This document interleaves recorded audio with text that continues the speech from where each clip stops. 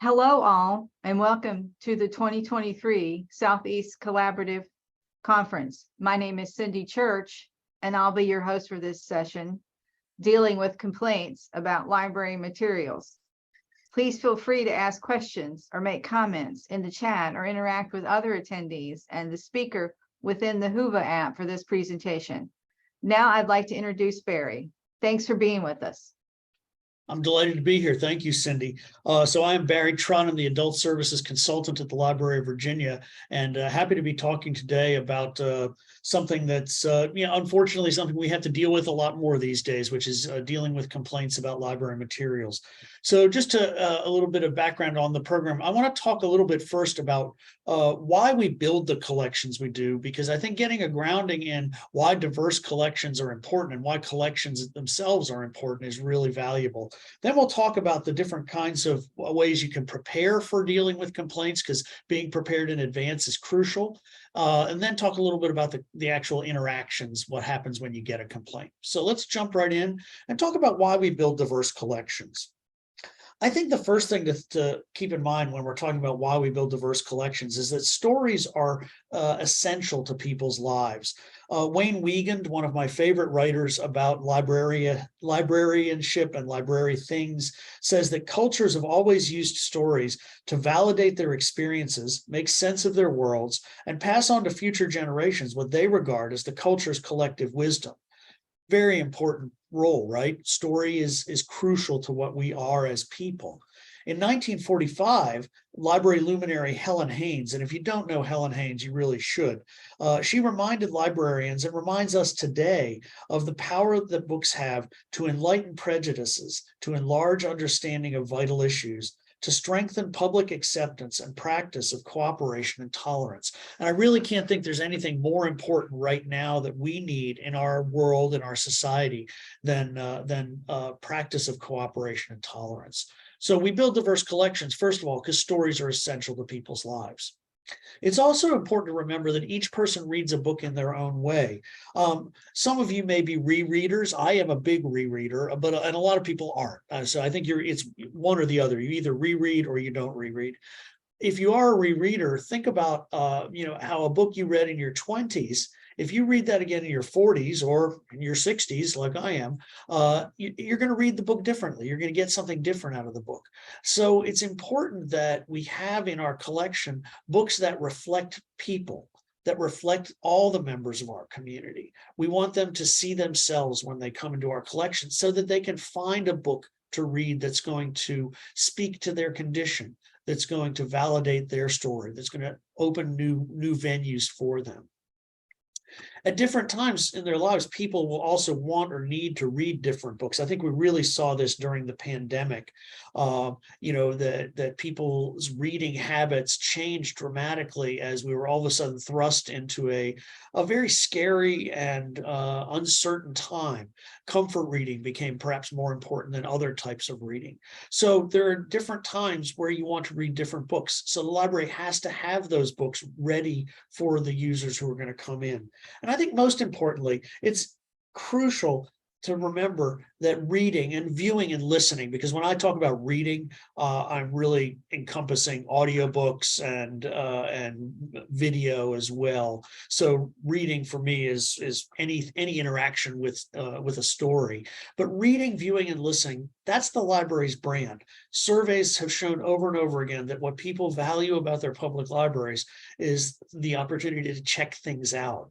And so it's crucial for us to build, these diverse collections that reflect all members of our community, because we value them. It shows that they are found in the library. It's important to remember when we're thinking about complaints is we never know what the next complaint is going to be. You never know what's going to cause a library user to complain about something in the collection. It's very easy sometimes to stereotype the person making a complaint and say, oh, they're a conservative or they're a liberal. That's not helpful. And I think it's really valuable for us when we're dealing with complaints, if we can make a strong separation between the person and what they're complaining about. That helps us see the complaint in a better light and deal with it better. And complaints come from all sides of the issues. They don't all come from one side or the other. So it's really valuable to keep that in mind. So don't anticipate that because somebody has a particular political belief or is a particular type of person, whatever, that they're going to complain in a particular way. You never know what's going to cause somebody to complain about something in the collection. For example, in 2020 and 2021, ALA listed the most challenged books, and these were 4 of them from that list. I just grabbed four samples here. Maybe a couple of them are ones you would have expected. Lawn Boy, certainly been hearing a lot about, sadly, in the news lately. And Jason Reynolds and Ibram Kennedy's book Stamped. But To Kill a Mockingbird was high on the list. Of Mice and Men was high on the list. Materials are often challenged for presenting diverse perspectives on race issues, gender issues, for sexual content, for politics, and for language. And a lot of times the person complaining couches their concern or couches their complaint as a concern for kids or concern for the most vulnerable. That's nothing new. Back in the early part of the 20th century, libraries were being criticized for having just collections of materials that might prove harmful to immigrants because they didn't understand enough to read these books, right? So, libraries have always been challenged by people who are concerned that books are going to make somebody think the wrong way. And that's often what's at the root of the complaint that might be coming along. The ALA Code of Ethics, the Library Code of Ethics, really is where we start as librarians in terms of thinking about materials in the collection. The Code of Ethics says that we uphold principles of intellectual freedom and resist all efforts to censor library resources. And it says we distinguish between our personal convictions and professional duties, and do not allow our personal beliefs to interfere with fair representation of the aims of our institutions or the provision of access to their information resources. Those are 2 key points when we think about how we respond to censorship. The first part says we as librarians need to resist censorship. The second part challenges us to resist the temptation to let our personal convictions come into play when we're making a decision about materials in the collection. So we can't allow our personal beliefs to interfere with our professional work. That's not to say that we're amoral. All of us have beliefs, and all of us find those beliefs, hopefully very grounding in what we do. But at the same time, we have to realize that not everybody believes the same way we do. So it's okay for us to make decisions for ourselves about what we would want to read, watch, listen to, and just like it's okay for any user to make that decision for themselves. But what they can't do and what we can't do is let those personal beliefs drive what we do for the entire community, because that's not appropriate. The ALA, or Library Bill of Rights, another ALA document, excuse me, speaks to the role of the library as an organization. The Code of Ethics talks about us as individual librarians, but the Library Bill of Rights speaks to the library as an organization. And it says that books and other library resources should be provided for the interest, information, and enlightenment of all people. And that's the crucial phrase here, all people of the community the library serves. And that materials should not be excluded because of the origin, background, or views of those who contributed to their creation. So what does that say? We build diverse collections because we want to serve everyone in the community, and that materials in that collection should not be, or materials should not be left out of that collection because someone objects to the views of the people who created those materials. It also says that libraries should provide materials and information presenting all points of view on current and historical issues, and that we should not prescribe or remove materials because of partisan or doctrinal disapproval. Those are 2 very strong statements, but they're really where collection development is grounded in public libraries. Excuse me. So why do we build diverse collections? Diverse collections guarantee that all viewpoints will be represented, but censors do not necessarily want to see this outcome and only want representation of their viewpoints. So we build diverse collections because they present all the perspectives in our community, but not everybody's comfortable with that. And that's where we get complaints. That's where we're often dealing with the complaint, is when somebody's uncomfortable with something or somebody's afraid of something. Complaints are so often grounded in fear of change. Some of you may have heard this phrase before. I certainly heard it when I was in library school back in the mid-1990s. I thought it was pretty catchy then.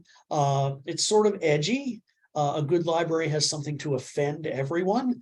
It's one of those sort of cool little slightly edgy things that librarians say. I would question though now whether this is really the best way to present our collections. This is a fairly combative and confrontational approach, and perhaps there's a better way to think about this based on what we know about story in people's lives. And that's this: a good library has something to affirm everyone. And let me tell you a little story here. Back in 2000, so I've been a librarian for a couple of years, was working in a public library as a reference librarian or reader services librarian. And I had the opportunity to go to the Public Library Association conference in Charlotte, North Carolina. It was a great opportunity. I met people there who've been my colleagues and friends for the last 25 almost years that I've been a librarian. So it's a great opportunity. If you have opportunities to go to conferences and meet people, take advantage of them. But one of the presenters at that conference was a fellow named Mike Wessels.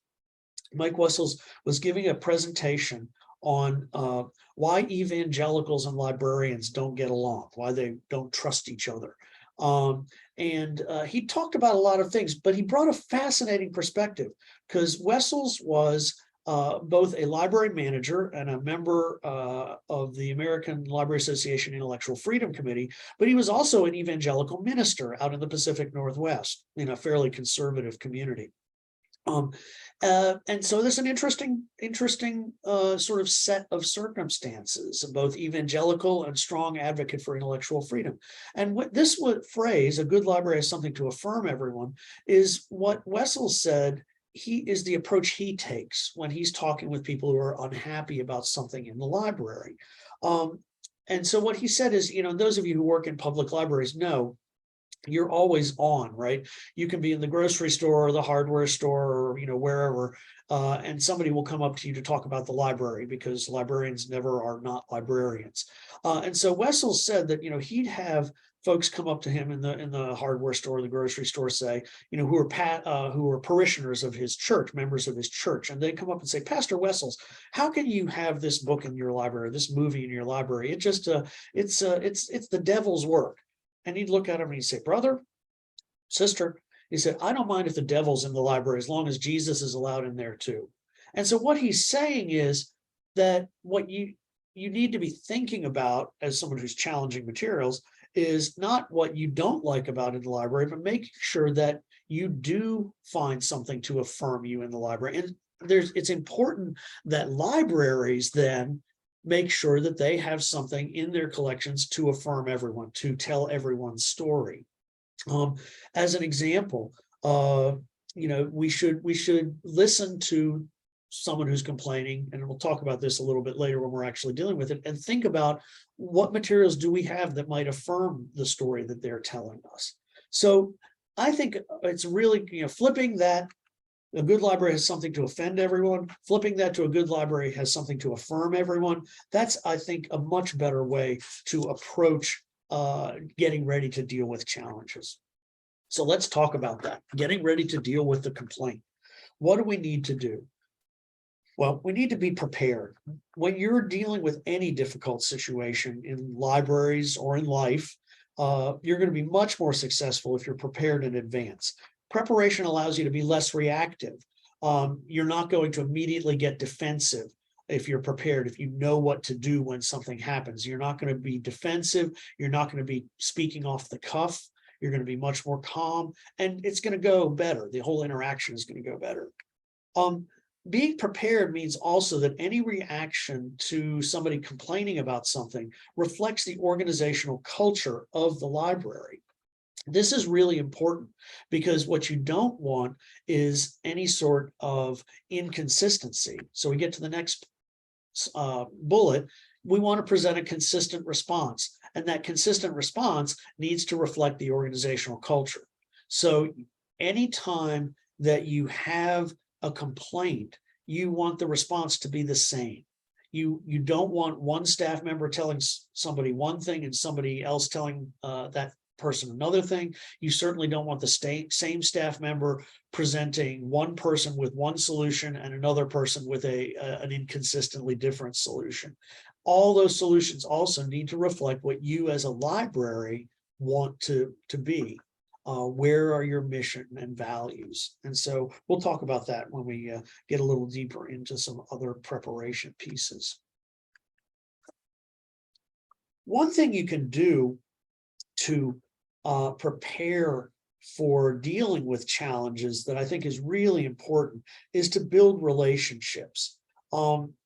Librarians need to be out in the community talking to people about diverse collections, about building collections for all, so that folks in the community understand before there's some complaint that gets out into the media or some situation that gets out into the media, they need to understand what you're doing. It's too late to try to be explaining it after the complaint has already happened.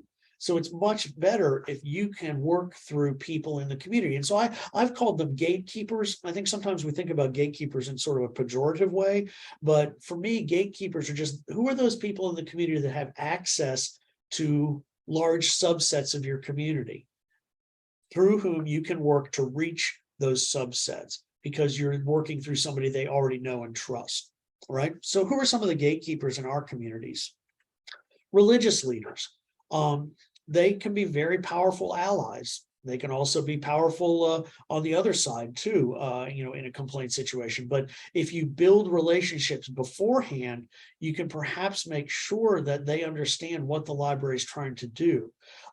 As another example of this, Mike Wessels, who I mentioned a little bit ago, talked about going to ecumenical religious leader meetings in his community, both as a pastor, but also as a librarian, and talking with those people in those meetings about what he and the library were trying to do. He also solicited from them ideas about titles that should be in the collection that helped reflect their story and the story of their parishioners. And again, building that kind of relationship before a complaint comes can be really powerful. As another example, the library I worked at in Williamsburg, Virginia, shortly before I worked there, had been approached by a local Wiccan coven. And these folks asked if the books about Wiccan practice could be shelved, not in the occult section, which is where they fell just because Melville Dewey's organizational structure was not particularly enlightened, but they asked, could the books on Wiccan practice be shelved in the 200s in the Dewey collection, in the religion section? The library said, sure, of course, this is your religious practice. That practice continues to this day. Books about Wicca are shelved in the 200s in the religion section. But for many years, while that coven was still active, they gave money to the library regularly to purchase books about Wiccan practice. It was a great situation. It was, very much a win-win situation for both sides. The library came away with a better collection, because these folks were able to support it. These folks came away feeling like the library had something for them and listened to them. So religious leaders can be a powerful, powerful relationship to build in your community. Schools, most people, most libraries already work with schools, but it's important to think about working beyond the school librarians and work with school administration so that they know what you're trying to do and they support the library's efforts. The librarians, the school media specialists, it's crucial to work with them too, but don't stop there. Make sure the school administration knows what's going on. It's really important that local government knows what libraries are and why libraries do what they do. So make sure, this is your funding bodies, right? This is where your money's coming from.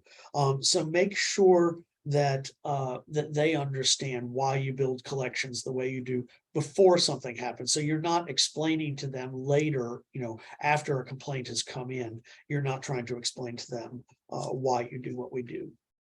Civic organizations.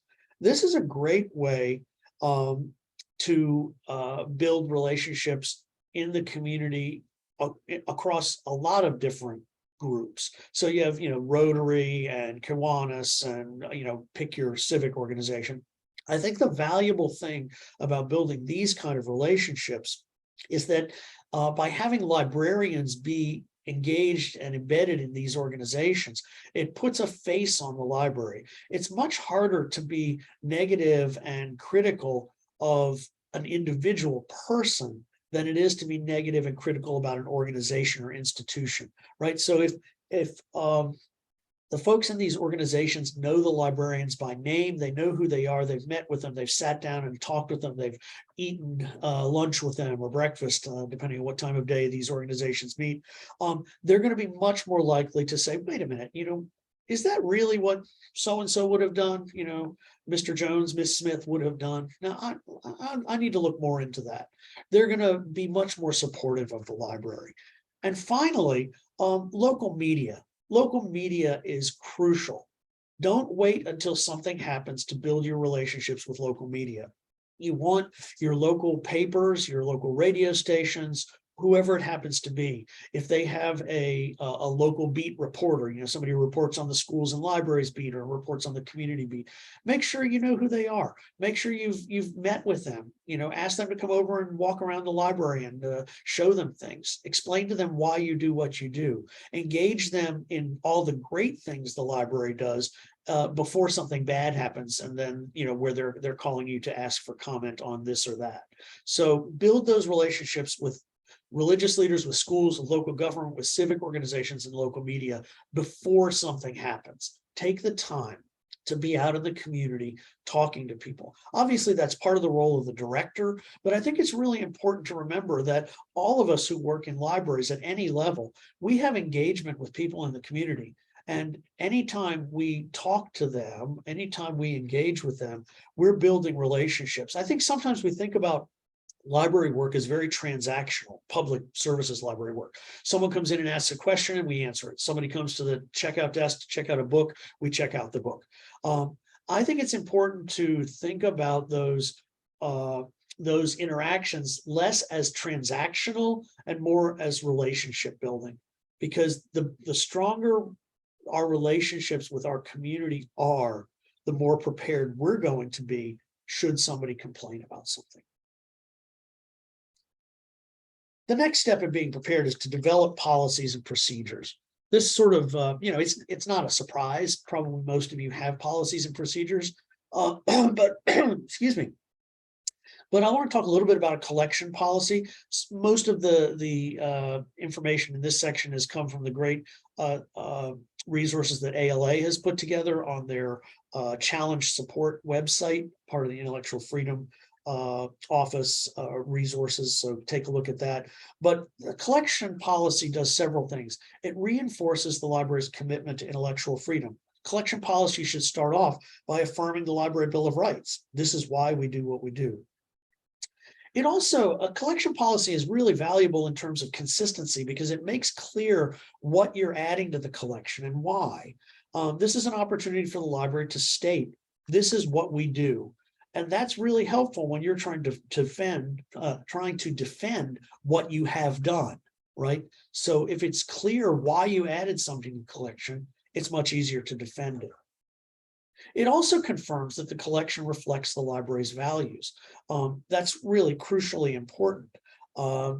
Anything we add to the collection should reflect our mission and vision. And if it doesn't, you need to be thinking about why are you adding that to the collection. I think sometimes it's easy to forget about library mission and vision and say, oh, those are, we checked those boxes. We have a great mission statement, a great, vision statement. We need to make sure that we incorporate those things into our daily practice. So think about that in terms of making sure that the collection reflects the library's values. A policy and procedures collection procedures, build consistency in practice. And again, that's crucial. You want to be consistent. You don't want to add one book one way and another book another way and not be able to say, yes, they both came out of this practice that we have put together, reflecting our mission and values. And most importantly, I think a collection policy lays out procedures for users to share their concerns, right? In your collection policy, there needs to be a section on the procedures for dealing with a formal complaint. And we'll talk in just a minute about informal and formal complaints and what the differences are.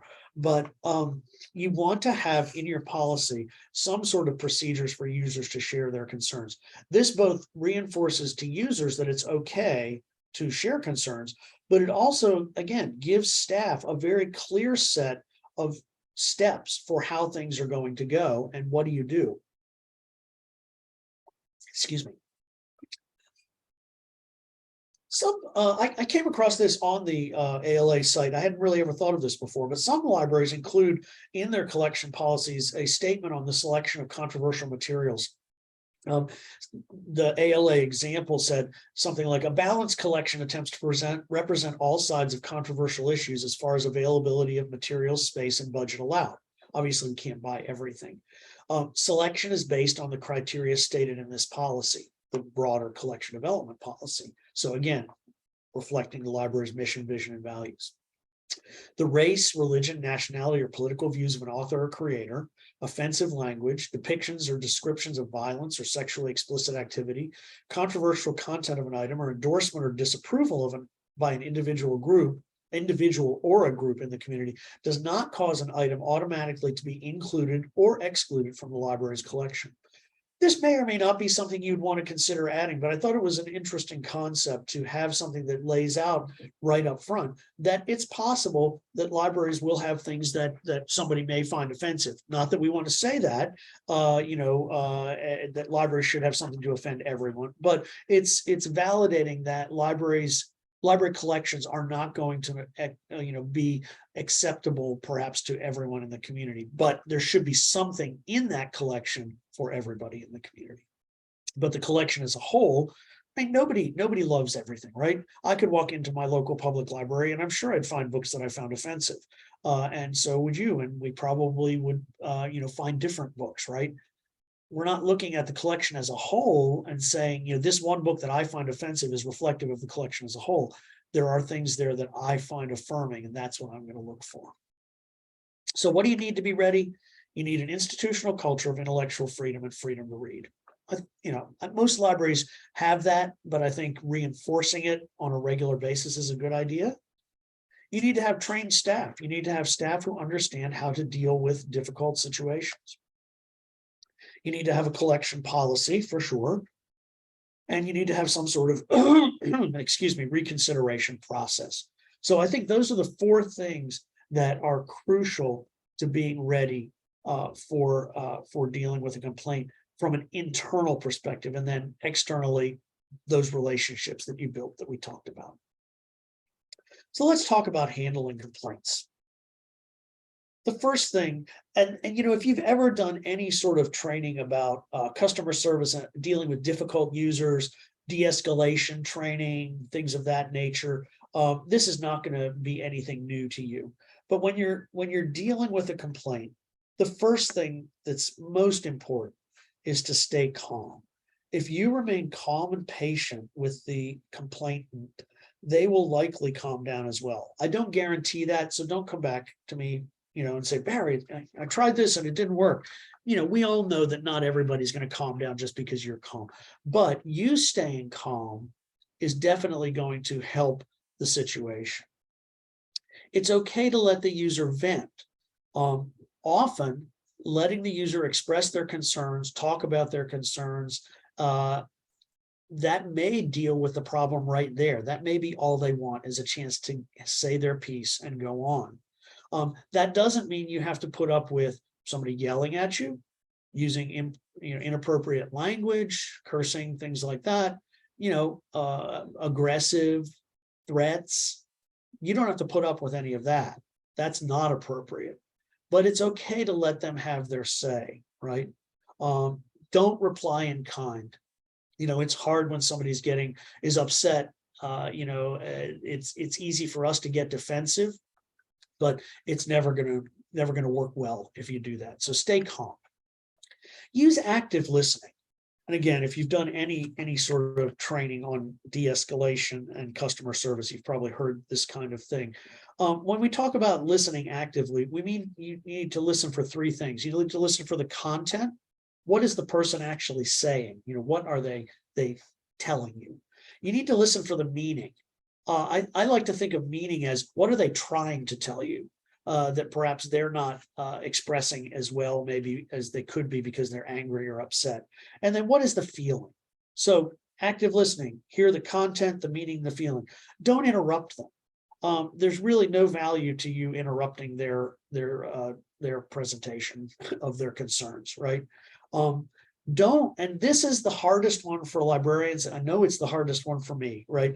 When we're on the reference desk, a lot of times, when somebody comes and asks a question, we start listening to the question, and then we immediately start going into that. How am I going to answer the question? How am I going to solve the problem? How am I going to find what they want, instead of listening to the whole question? I think that's not a typical response for anybody really who's being asked a question, but I know that I, as a librarian, have to really make sure I stop and pull back from that. Don't think about what you're going to say next. Just listen to them. That's really important piece of active listening. And don't try and fix the problem right away, because you aren't going to be able to probably. So you want to listen to them. You want them to know that you're giving them your full attention, and not thinking about what you're going to say next, not thinking about how am I going to fix this situation, really goes a long way. Excuse me again. One particularly valuable tool here is to paraphrase their concerns. So to say, so what I'm hearing you say is XYZ. This does a couple of things. One of which is it shows that you're listening to them. It lets them know that you're hearing what they say. It also gives them a chance to perhaps say, well, no, that's actually not exactly what I meant. It also, when you have the time, when they've stopped, you're not interrupting them to paraphrase their concerns, but when they've reached a stopping point and you paraphrase, this forces them to stop and think about what they just said. And that's a good thing. It slows that conversation down. It helps take it down a level and de-escalates the situation. So by paraphrasing their concerns, you're really helping shape the conversation in a much more positive way and friendly way than in a confrontational and angry way. So I think use that tool. Don't argue with them. It's absolutely not going to work. This is not the point at which you talk about this book has won a lot of awards, or the author, has been nominated for the Nobel Prize, or, it got great reviews. They don't care about this. This is not an educable moment. So don't try and have an argument or discussion about the book. Most times, right? If somebody seems like they want to have that discussion, it's okay to have that discussion. But in general, when somebody's bringing an initial complaint, they don't care about any of that. They're just unhappy that this is in the library, right? So don't try and have an argument or a discussion about the book. It's not going to be successful. Another thing that can be very helpful is to ask them what solution they're seeking. Again, this forces them to stop, think about what they are saying, and maybe rethink a little bit. Maybe it forces them to think about what are they really asking. The quick answer to that is, I want this book out of the library. I don't want anybody to have a chance to read this again. But by you asking them to think about that, what solution they're seeking, that forces them to stop and think, just like paraphrasing does. This is the hardest one of all. You have to thank them. You have to say, thank you for sharing your concerns, right? It's hard to do that when somebody's been just, not even yelling, but just being, confrontational with you. But it's really valuable to thank them. It shows that, again, you're listening to them, that you take what they're saying seriously, and that, there will be some sort of action taken. That doesn't mean it's the action they want, but that you're listening and you've heard what they say. And most crucially, notify your boss. Should a situation come, and I will mention this, you will see this in big capital letters several more times.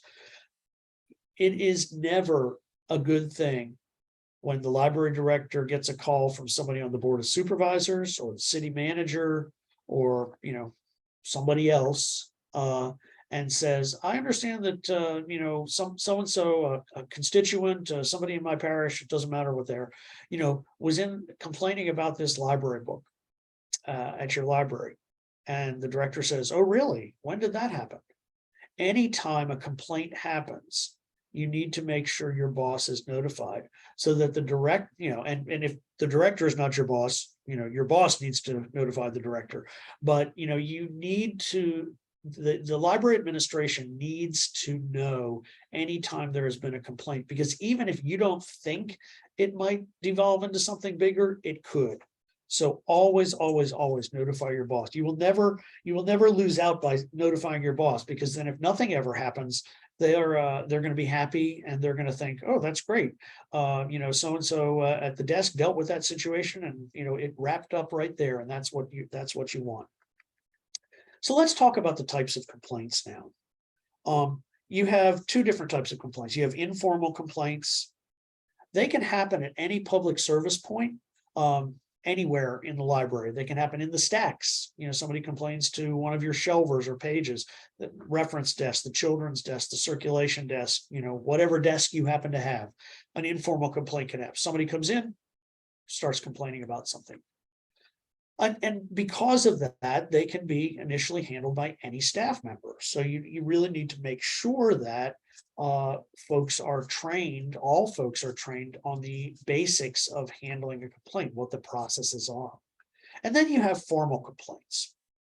Formal complaints often flow out of an informal complaint.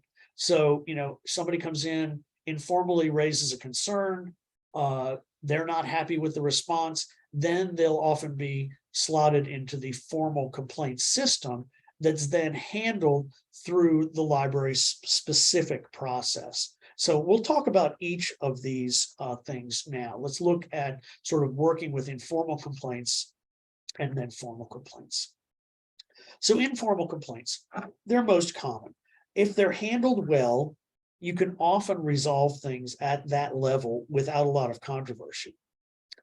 One of the things I would reinforce strongly here is the best way to handle an informal complaint is to listen. The worst way to handle an informal complaint is for the staff member to immediately say, oh, we have a request for reconsideration form. Let me get that for you, right? You should never start off dealing with a complaint by giving somebody the request for reconsideration form. I realize from a staff member perspective, that is often an ideal solution because immediately you've made this somebody else's problem, but it's really not the best way to handle things because you've then elevated that complaint immediately to a much more formal, much more structured process that is going to have to be followed through to the end. Okay, so don't just give the reconsideration form out right at the beginning. So you acknowledge the user's concerns. Oh, I can see you're very very unhappy about that particular thing you're talking about. Don't make any promises. Staff members certainly should never, when dealing with an informal complaint, make a promise about what's going to happen. You can certainly say, I will pass this along to my supervisor, which you will, right? Notify your boss, but you don't make any promises about what the outcome of that complaint is going to be. This is another powerful tool here. Offer to help the user find something that's to their liking. This gets back to that idea of we have things in the library to affirm everyone's story. That story is important in people's lives. So again, you can diffuse sometimes a situation by saying, I understand that you don't, this is not a book that you're appreciative of or that, affirms your condition. can I help you find something that would, let's look for something that maybe is going to be something that you will like. That can really go a long way. And again, it's not always going to work, but it does show that you're there to help them and that you do feel confident that there is something in the library that is going to be to their liking. It's okay to empathize with them. You don't necessarily, empathy doesn't mean you're agreeing with them. You can say, I can see this is really, this is really upsetting to you. I can see that you really don't feel like you're interested in reading this book, watching this film or whatever. And again, offer to help them find something that's to their liking. And don't argue. It's not an educable moment. Don't really try to have an argument at this point. It's not going to be valuable to you. It's not going to be valuable to the user. It's not going to be valuable to the institution either. So closing the conversation. So you've had this conversation, they've expressed their concern, you've offered to help them find something to their liking, maybe they've accepted or not accepted. You've paraphrased, they're a little calmer, you're feeling good because you handled it in a calm way. To close the conversation again, this is the hard part, thank them for sharing their concerns. I really appreciate you taking the time. I know it's not easy to come in and share concerns sometimes. Thank you for coming in and telling us what concerns you. We really want to hear that sort of thing from everybody in the library. Let me tell a little story about that. We had, again, when I was working in a public library, we had a complaint from a user about a children's yoga program. This person felt that by offering yoga to young children, we were indoctrinating them in Eastern religion and philosophy, which she didn't approve of. I, for some reason, I guess I was the communications officer, so I got to respond to this one. So I wrote, spoke with the director, who was my boss, and notified her right away. We talked about, crafted the response. I sent the response to the person, which was, thank you for sharing your concerns. This is not really what the yoga program is about. It's about health and, flexibility and fitness. All sorts of, reasons why, since this was a more formal response, why this was the case. But, thanks for sharing your concern. We really appreciate you taking the time to let us know. Over the course of the next few years, that person would occasionally write me an email directly saying, I have a concern about this thing that you're doing at the library. I don't want you to do anything about it. I just want you to know that I'm concerned about it.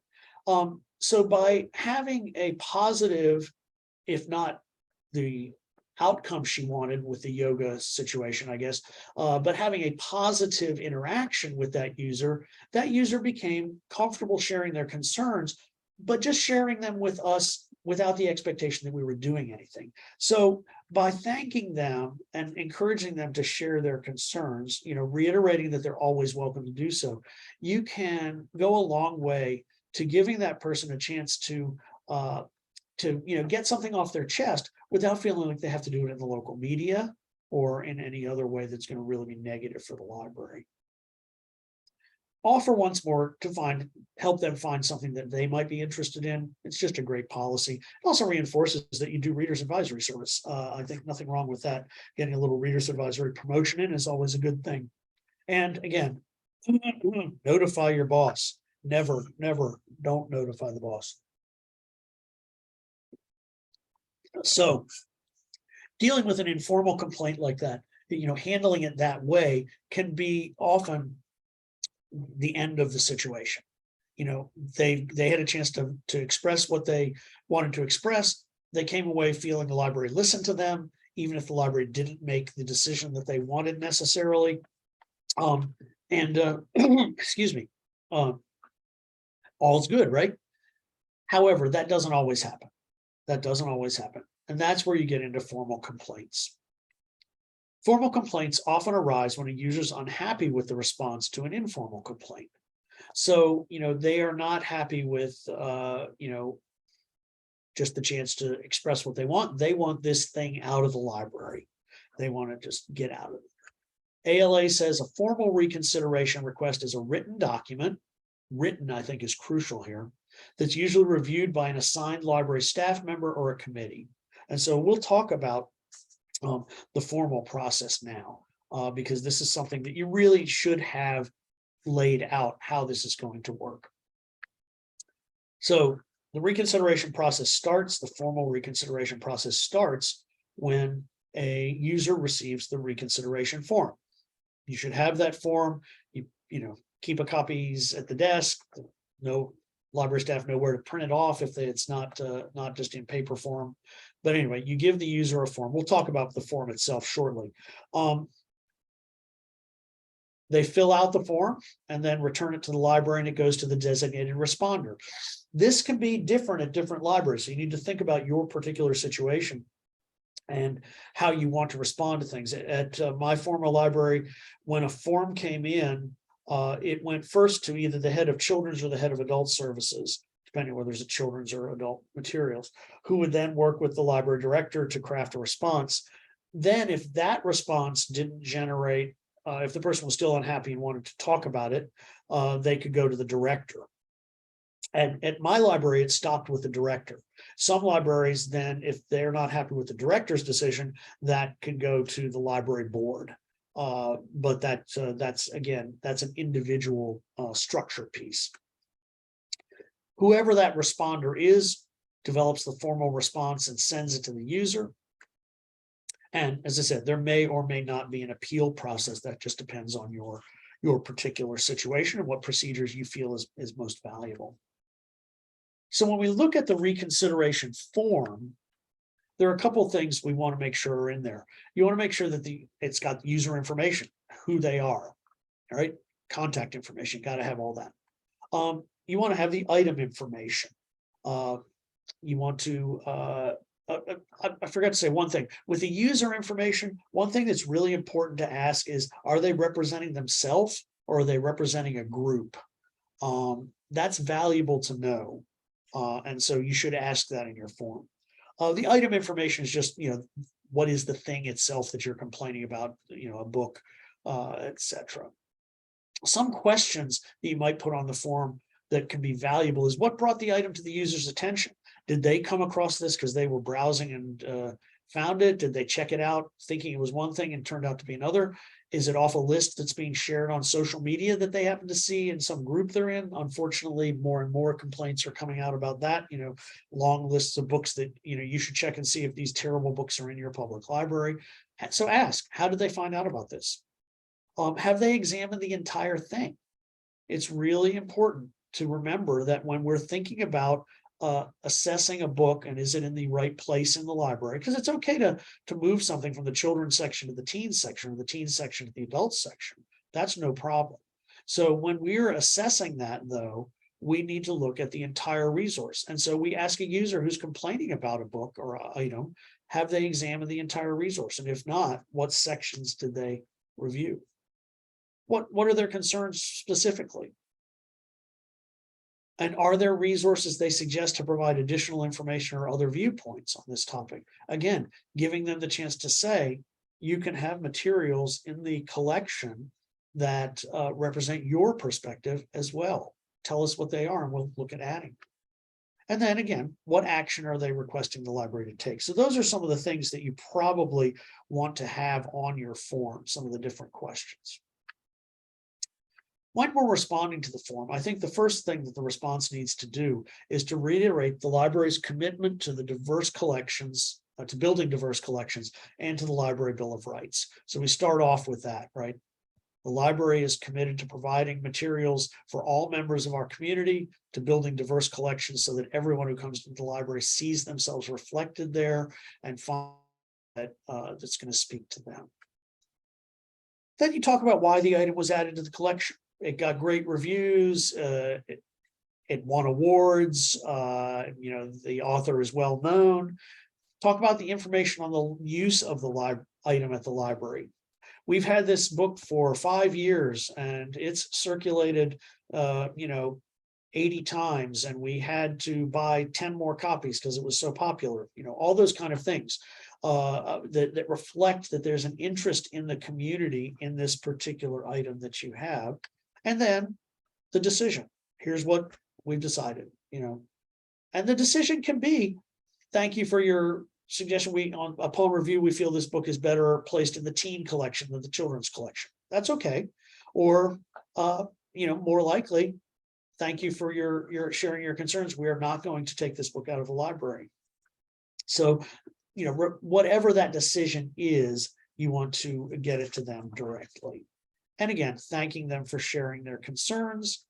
And if you do have an interest in further discussing this with the user, indicate that as well. Sometimes books are reviewed not by an individual, but by, excuse me, by a committee. Some libraries have committees as part of the process. Again, when you set up your reconsideration process, you want to do this at the beginning, not halfway through an individual reconsideration process. So, if you're going to use a committee, that's fine. The makeup may vary. Committees sometimes are made up of, librarians, library administration, maybe somebody from local government, maybe community members. It's just important that all of them have a commitment to and understanding of intellectual freedom. So in this case, the committee would read the book, craft a report and recommendation. Again, the committee needs to consider the item as a whole, not just individual passages. So you need to train your committee members, if they are not library staff, that we're not cherry picking here. We're not looking at individual passages and saying, oh, that's really offensive. We need to consider the book as a whole, the work as a whole. Some formal reconsideration musts. Always notify your library board. Library board should never be surprised, just like the director and library administration should never be surprised. So make sure you notify your library board. It's not a bad idea to notify your funding bodies or other governing agencies that you're engaged with that you've had a formal request for reconsideration. Sometimes they will also be notified by the person who's making the complaint. That's not uncommon for somebody to complain about something at the library and then also go to the government about it. But just in case, notify them. You want to keep the process as transparent as possible. Make sure the user knows what's going to happen with their complaint. Always follow your guidelines and always be consistent in how you respond. And as much as you can, keep staff informed. Staff know what's going on at the library, and it's valuable for them to understand that there has been a complaint, we're dealing with it, here's what's going on. I think it's important also to educate your board. This probably should have been in the preparation section, but it's essential that the library board understands the commitment to intellectual freedom. They're signing off on the library's, bylaws and mission and vision and all those kind of things, right? And which probably mention commitment to intellectual freedom, Library Bill of Rights and all that. But the board needs to understand what that actually means when the rubber hits the road. So it's a good idea to share with them the Library Bill of Rights and the ALA Code of Ethics, to review those annually to make sure they don't have any questions about that. It's also important to keep the board appraised of the cultural climate around intellectual freedom. Right now that means there's a lot of challenges going around the country, of all different sorts.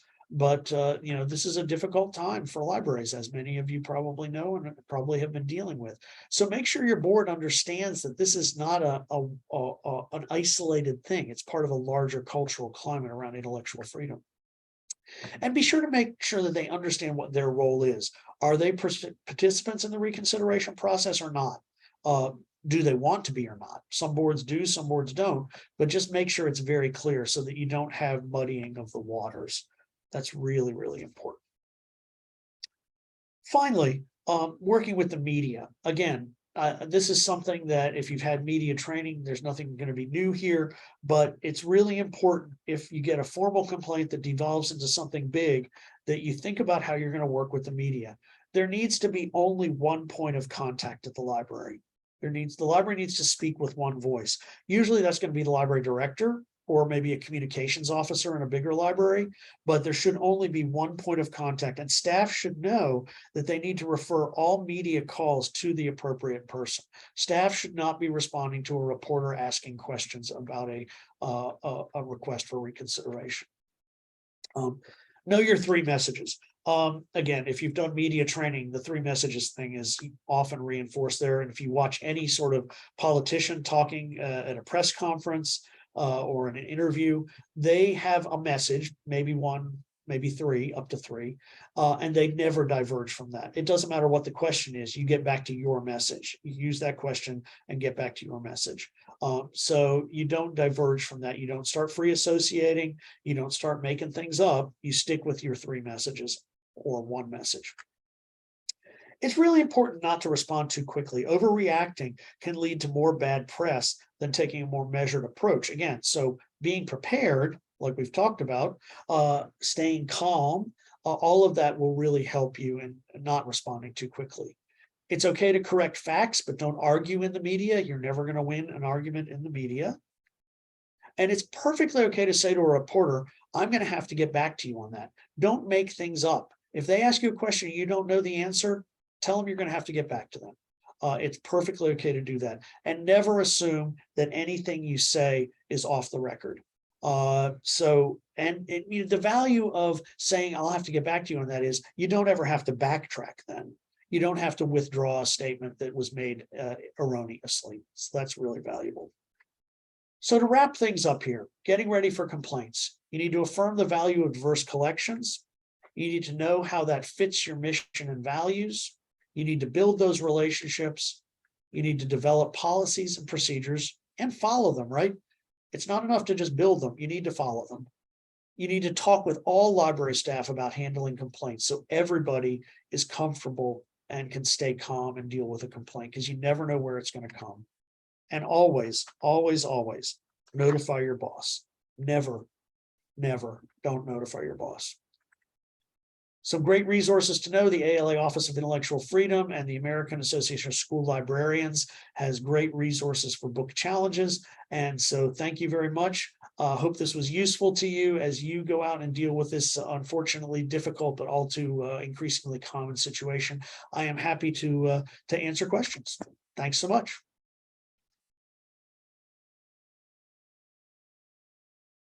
Cindy, I think you're muted if you're talking. Thank you, Barry, for being here today. And thank you, everyone, for attending our webinar. If you have any other questions, please feel free to reach out to the speaker or conference host using the Whova app. An evaluation will be provided with the conference session resources, and we welcome your feedback about the session and the conference. Thanks, everyone, for making the Southeast 2023 Southeast Collaborative Conference successful. See you all next year. Thanks a lot. Bye-bye.